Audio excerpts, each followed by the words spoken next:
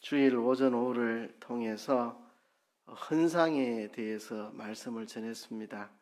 우리가 헌금, 연보라는 말에 익숙하고 헌상이라는 말이 생소함에도 불구하고 제가 그 말을 사용한 것은 주일 예배 때 우리가 하나님 앞에 봉헌해서 올려드리는 것은 단순히 헌금만을 올려드리는 것이 아니라 우리 자신을 먼저 하나님께 드리고 헌금을 함께 드리는 것이기 때문에 그렇습니다. 우리가 헌상이라는 이런 새로운 말을 자꾸 제가 사용하는 이유가 바로 이것입니다. 우리 전부를 주님 앞에 올려드리는 시간이 봉헌하는 시간입니다. 헌금만이 아니라 우리 소유 전부를 주님 앞에 드리는 겁니다. 가령 11조를 드린다고 하면 내 소득의 10분의 1만 하나님께 드리는 게 아닙니다. 내 소유 전부를 드리는 겁니다. 내 소유 전부가 하나님의 것인 줄 알고 하나님이 내게 맡겨주신 줄 알고 이 내 소유 전부를 하나님 뜻대로 하나님의 것이니까 하나님의 것을 내게 맡겨놓으신 거니까 이 전부를 다 하나님 뜻대로 쓰겠습니다 하고 10분의 1을 상징적인 표현으로 하나님 앞에 드리는 것이지 10분의 1만 드리는 게 아닙니다. 주일에 우리가 11조를 통해서 헌물을 통해서 내 소유 전부를 하나님 앞에 드리는 것입니다. 소유의 전부를 드릴 뿐만 아니라 내 몸도 전부 다 드리고 내 마음도 다 드리고 내 생명까지 다 주님 앞에 드리는 시간이 봉헌하는 시간입니다. 뿐만 아니라 우리의 시간, 우리의 직장, 우리의 삶 전부, 내 삶 전부를 다 하나님 앞에 올려드리는 시간, 그게 봉헌하는 시간입니다. 그래서 헌금만 드리는 시간이 아니라는 것을 분명하기 위해서 헌상, 올려드린다는 말로 대신하는 것입니다. 그러나 어쨌든 우리 전부를 주님 앞에 드리는 것이지만 일단 상징적인 표시로 11조와 헌물, 우리가 헌금을 하나님 앞에 드리는데요. 이 헌금을 드릴 때 어떻게 드려야 할까요? 제가 목회하면서 질문을 들어 봤습니다. 목사님, 헌금을 얼마를 드려야 됩니까? 또 목사님 11조는 꼭 해야 됩니까? 이런 거. 교회 다니면 헌금을 꼭 해야 됩니까? 이런 질문도 받고요. 11조를 하면 수입의 11조를 드립니까? 소득의 11조를 드립니까? 이런 질문도 받고, 어떤 분들은 세전 금액에서 11조를 해야 됩니까? 세후 금액에서 11조를 해야 됩니까? 이런 질문도 저한테 하고, 여러 가지 질문을 많이 합니다. 또 11조 외에도 우리가 여러 가지 헌금을 하기 때문에 우리가 드리는 헌금이 어느 정도 돼야 합당하겠습니까? 이런 질문도 듣고 또 토론도 해보고 목회자들끼리 모여서 우리가 얼마를 드리면 적당하겠노? 목회자들끼리 모여서 아마 목회자들은 11조 포함해서 자기 수입에 10분의 2 이상 안 드리는 사람은 없는 것 같다. 보통 한 10분의 3도 드리고 아주 특이한 분들은 10분의 4, 10분의 5 드리는 분들도 간혹은 있기는 합니다. 그래서 목회자들이 모여서 우리가 얼마를 드려야 되나 이런 것도 서로 대화도 해보고 그렇게 합니다. 그렇게 하는데 그래서 오늘은 주일은 헌상이 무엇인가를 여러분들과 나누었다면 오늘은 어떻게 헌상을 해드리나, 쉬운 말로 어떻게 헌금을 드려야 되는가 하는 것을 좀 이야기해 보려고 합니다. 우선은 구약과 신약의 관계를 잘 이해를 해야 합니다. 구약에서 자세한 것들을 다 말하고 있기 때문에 신약은 그것을 잘 반복하지 않습니다. 그래서 신약 성경에 기록되지 않았다고 우리하고 상관없다 이래 생각하면 안 됩니다. 구약에 이미 다 이야기했기 때문에 신약에 반복하지 않는 것뿐입니다. 예를 들면 주일 성수에 대해서 자세한 거는 구약에 이미 다 설명을 해놓았습니다. 뭐 노동을 금지한다든지 뭐 이런 것들 신약에서는 그런 이야기 안 합니다. 신약에서는 이미 구약에서 다 말하고 있기 때문에 반복해서 이야기하지 않고 주의를 지키는 그 정신에 대해서 주의를 지키는 그 태도에 대해서 이런 것들만 덧붙여서 이야기하는 겁니다. 그렇죠? 그래서 구체적인 내용은 구약 성경에 다 설명이 되어 있고 이제 그 정신적인 거, 그 의미적인 것들을 신약이 주로 이야기를 합니다. 헌금에 대해서도 마찬가지입니다. 신약 성경에는 헌금을 뭐 어떻게 하라는 자세한 내용이 없습니다. 뭐 11조를 어떻게 해야 되고 뭐 이런 이야기 신약에는 안 나옵니다. 구약에 이미 다 11조를 어떻게 해야 되고 감사헌금을 어떻게 해야 되고 다 뭐 구약에 보면 특별헌금도 나옵니다. 목적헌금, 성전을 짓기 위해서 성막을 만들기 위해서 드렸던 이는 목적헌금. 구약에 보면 11조도 있고 감사의 예물도 있고 특별한 목적헌금도 있고 이렇게 구약 성경에 이미 그런 것들은 다 설명해 있기 때문에 신약에서는 굳이 구약이 다 말하고 있는 것을 반복해서 이야기하지 않고 다만 그 구약의 의미를 오해하지 않고 정확히 이해할 수 있도록 그 정신 11조와 헌물을 드리는 그 정신적인 면, 그 의미 면을 주로 강하게 신약은 이야기하고 있다 이렇게 생각하면 되겠습니다. 그래서 신약에는 11조를 어찌 해야 되는지 감사헌금을 어찌 해야 되는지 특별 목적 헌금을 어찌 해야 되는지 이런 그 이야기를 안 해도 우리가 구약을 통해서 다 알 수 있으니까 신약이 강조하는 것은 그 헌금을 어떤 태도와 마음으로 할 것인가 그거를 주로 이야기했으니까 우리 그 면들을 좀 살펴보려고 합니다. 우선은 신약의 이 헌금에 대한 가르침에는 제일 먼저 나오는 게 얼마를 드려야 되는가. 이게 참 사람들이 고민하죠. 부활절이 되면 내가 부활절 헌금을 얼마 할 것인가. 또 이번에 산불 복구를 위해서 우리가 헌금하는 거 내가 얼마를 해야 될 것인가. 이런 사람들 고민들을 다 하죠. 거기에 대해서 신약 성경이 말하고 있습니다. 우선 오늘 고린도후서 9장 7절에 보면 각각 그 마음에 정한 대로 할 것이요 그랬습니다. 예, 각각 자기 마음에 정해서 하는 겁니다. 정해진 게 있는 게 아닙니다. 뭐 부활절 헌금을 얼마 할지, 추수감사 헌금을 얼마 할지, 뭐 산불 복구 헌금을 얼마 할지, 뭐 우리 마음에 정한 대로 하는 것입니다. 차량 헌금 내가 동참할 건지 말 건지, 동참한다면 얼마를 해야 될지, 선교 헌금에 내가 동참할지 말지, 동참한다면 얼마를 해야 될지 각각 자기 마음에 정해서 하는 겁니다. 누가 정해주는 것도 아니고 누가 시켜서 하는 것도 아니고 자기가 마음에 정해서 하는 것입니다.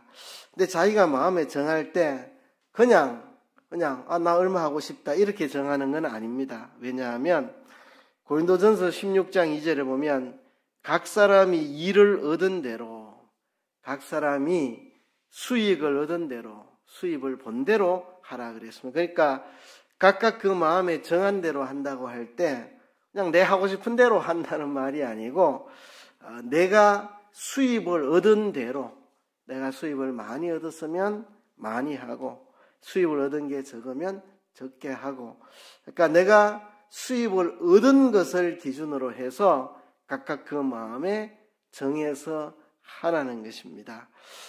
사도행전 11장 29절에 보면 각각 그 힘대로 하라고 했습니다. 각각 그 힘대로.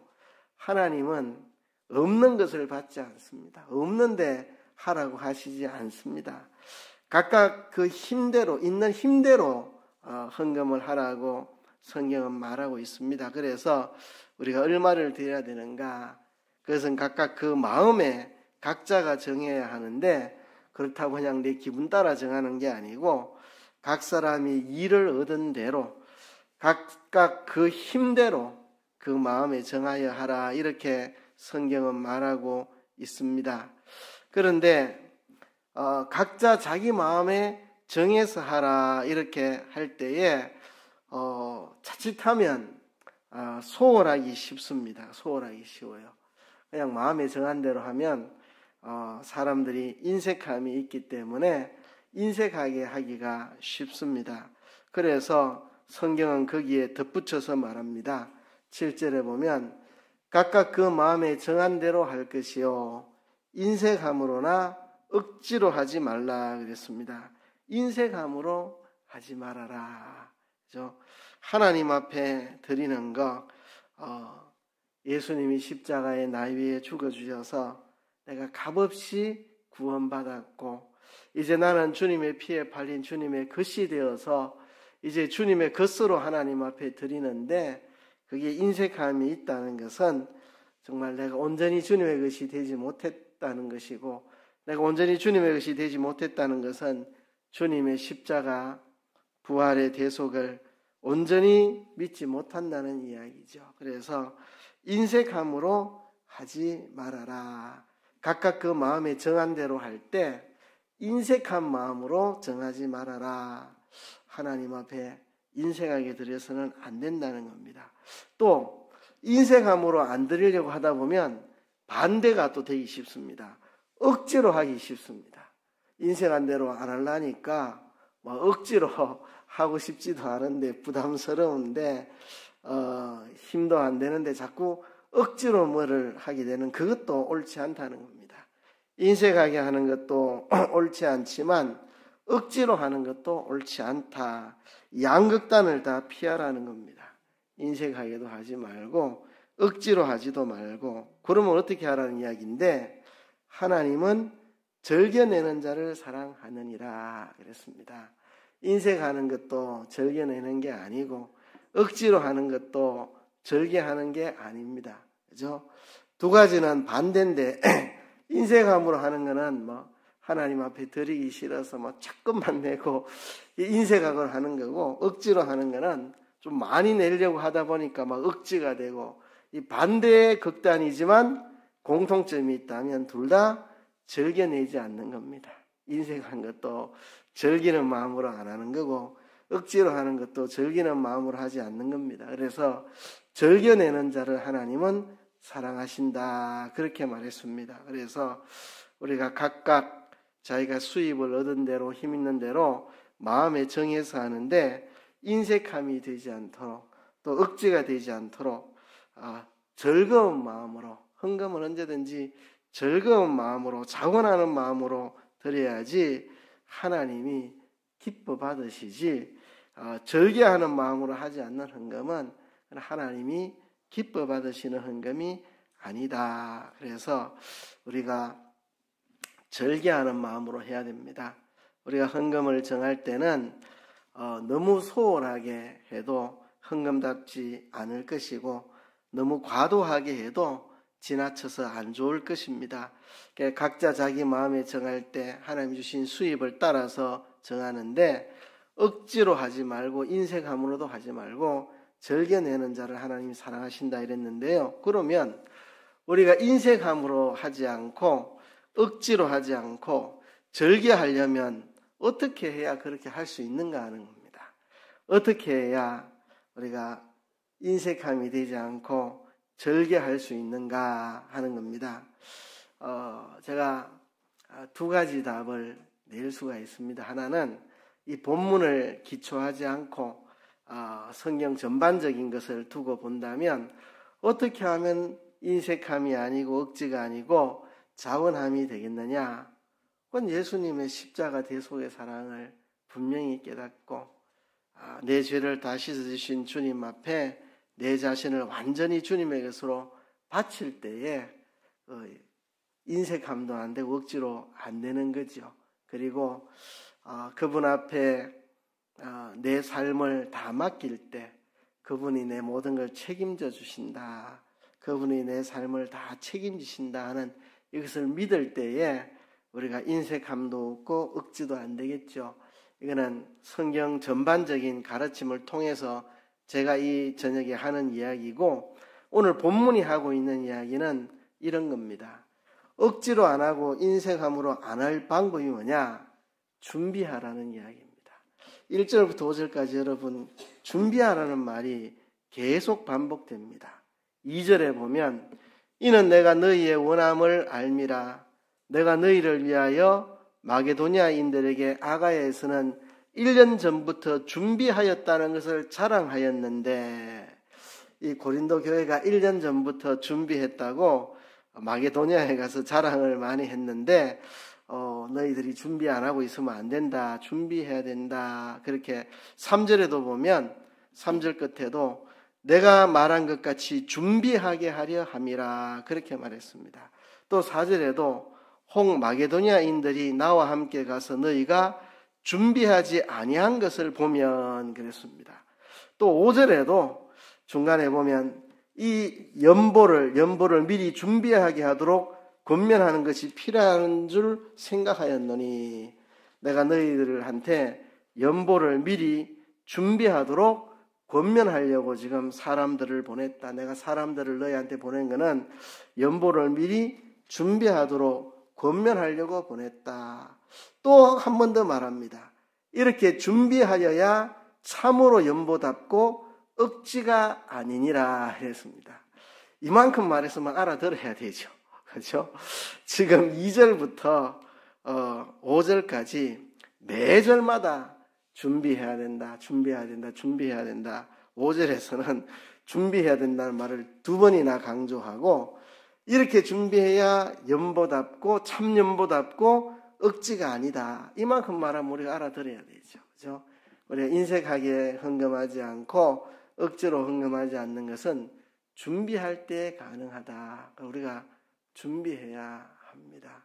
저도요, 생활비 떨어지고 돈 떨어졌는데 추수감사 헌금을 좀 하고 싶은 만큼 드리려고 하면은 아이고 이거 지금 큰일 났다. 이거 인색한 마음이 들고 억지가 됩니다.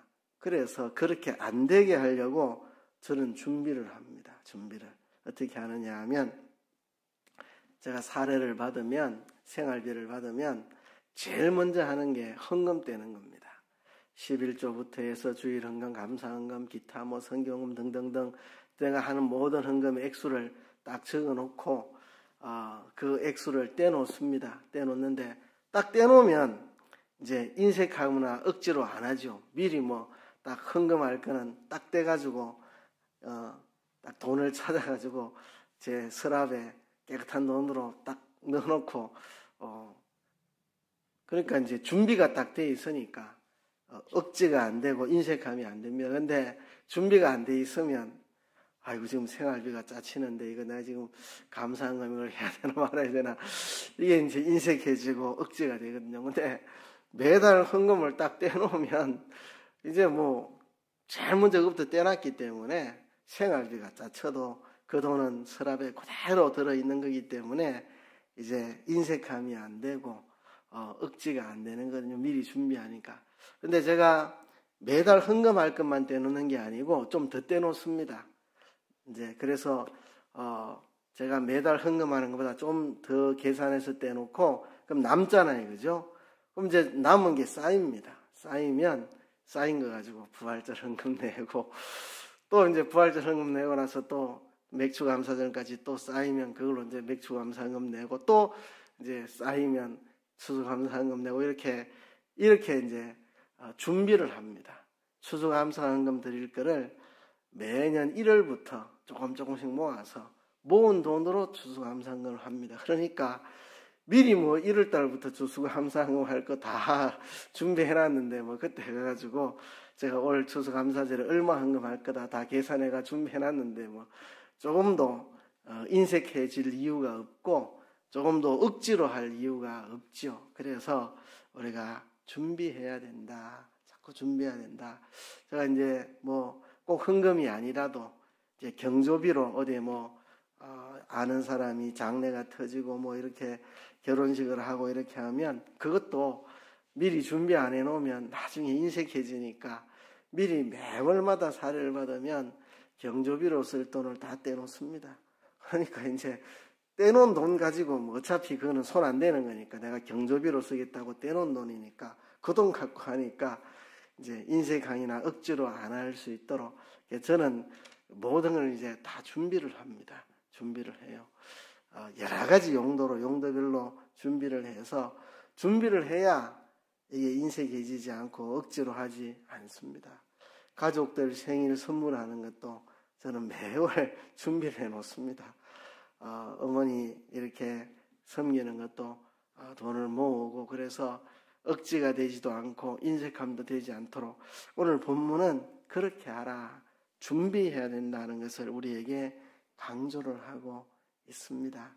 그래서 우리가 뭐든지 준비를 하는데 특별히 하나님 앞에 드리는 이 헌금에 대해서 준비하는 이런 자세가 있어야 인색함도 억지도 안 된다 하는 것입니다. 그래서 우리가 드리는 예물이 하나님 보시기에 참 기쁜 예물이 되도록 억지가 조금도 안 되고 조금도 인색함도 억지도 없고 정말 기쁨으로 드릴 수 있는, 기뻐 드려야 하나님이 받으시는 거니까요. 자발적으로 드려야 하나님이 받으시는 거니까요. 그래서 마태복음 6장 21절에 보면 내 보물이 있는 그곳에는 내 마음도 있느니라 말씀했습니다. 내 보물이 있는 그곳에 내 마음도 있다. 자, 이 말씀의 근본적인 뜻은 보물을 하늘에 쌓아둠으로 내 마음이 하늘에 가 있는 그런 사람이 되라 하는 것이 첫 번째 의미인데요. 이 헌금과 조금 연결을 시키면 우리가 우리의 마음을 다 기울여 드려야 된다. 우리 마음이 기울어지는 헌금을 해야 된다. 우리 마음 없는 헌금에서는 안 된다는 것입니다. 우리 마음이 기울여지는 이런 헌금을 해 하나님이 받으신다.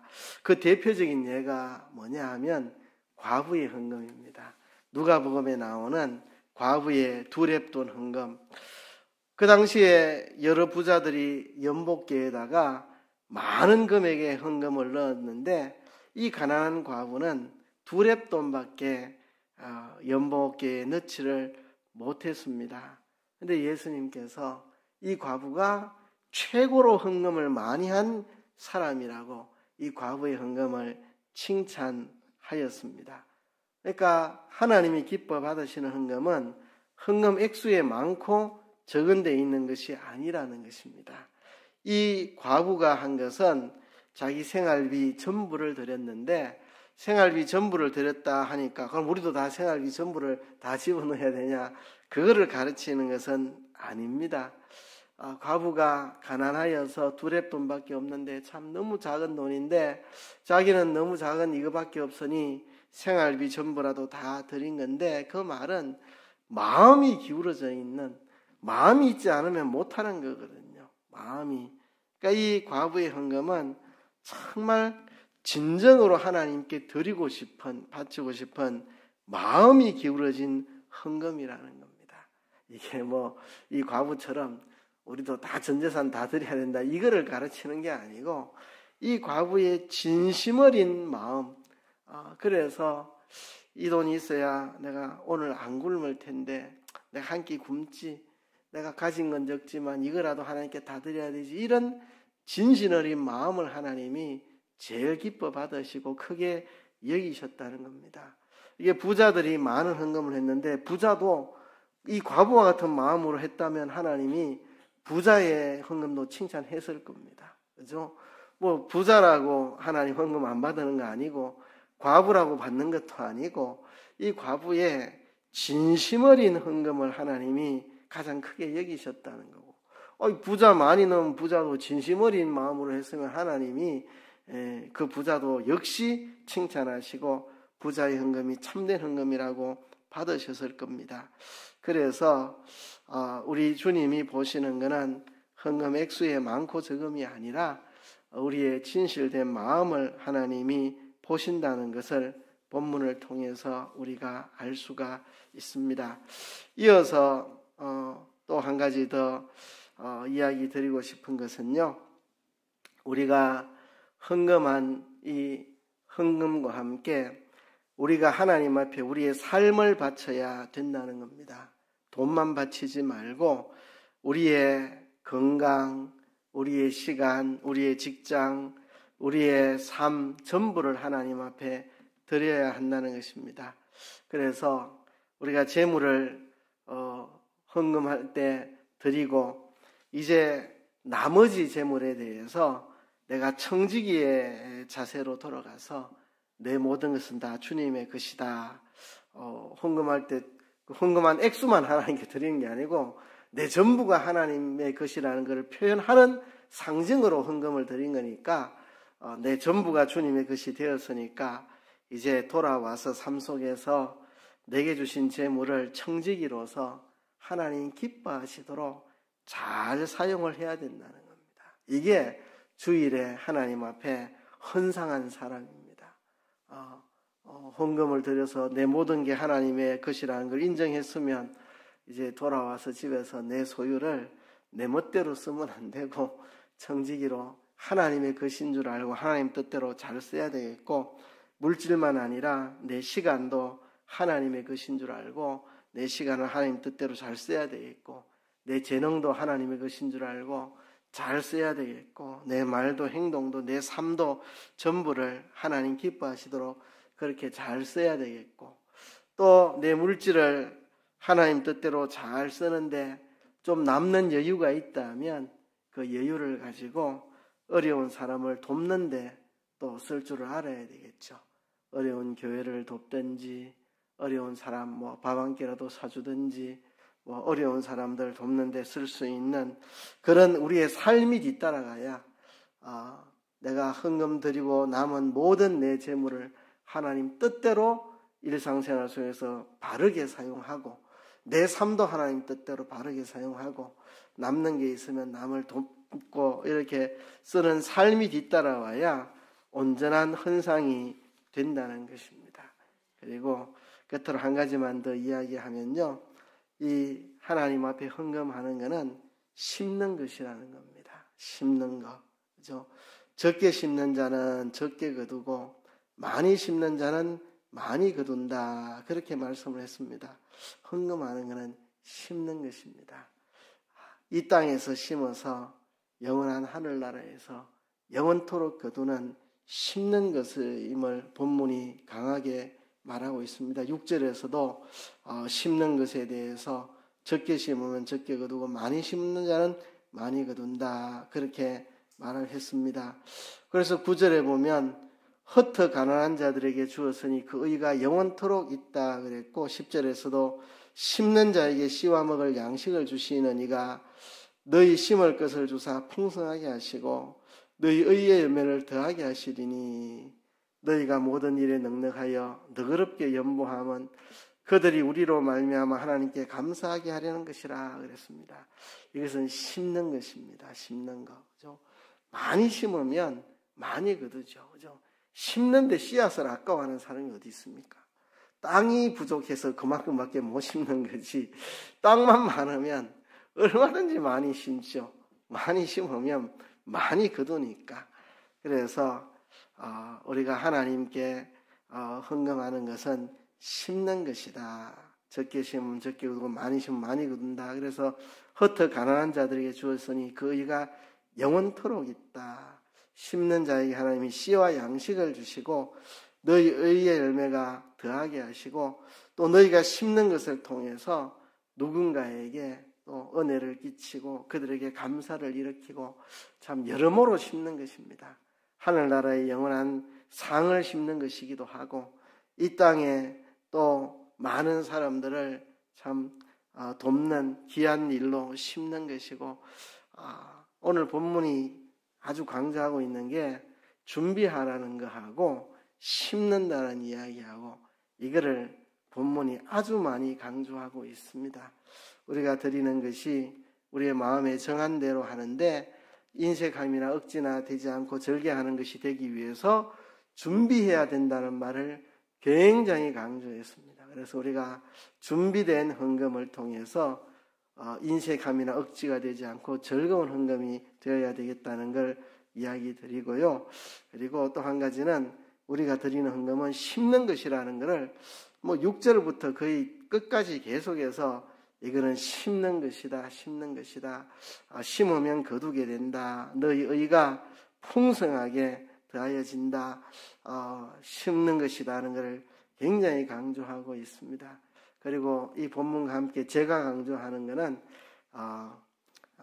헌금만이 아니라 우리의 삶을 함께 드려야 된다. 오늘 본문에 그렇게 드러난 건 아닌데 다른 여러 성경들을 통해서 우리 자신을 먼저 주께 드리고 이 예물을 드리는 거니까 우리 삶도 드려야 된다. 그건 이제 덧붙여서 제가 하는 이야기고, 오늘 본문이 강조하는 바는 준비해서, 어쨌든 준비된 헌금을 해서 인색함도 억지도 안 되고 절겨내는 하나님 기뻐하는 참헌금이 되도록 하라는 이야기와, 또 하나는 너희들이 드린 것이 심는 것이다 하는 것을 우리가 알고, 우리가 농사 짓는 사람들 자꾸 심어야죠. 심어야 거두는 게 많으니까 우리가 심는 일을 잘하는 우리들이 되어야 할 것입니다. 말씀을 생각하시면서 한번 통성으로 기도하겠습니다. 하나님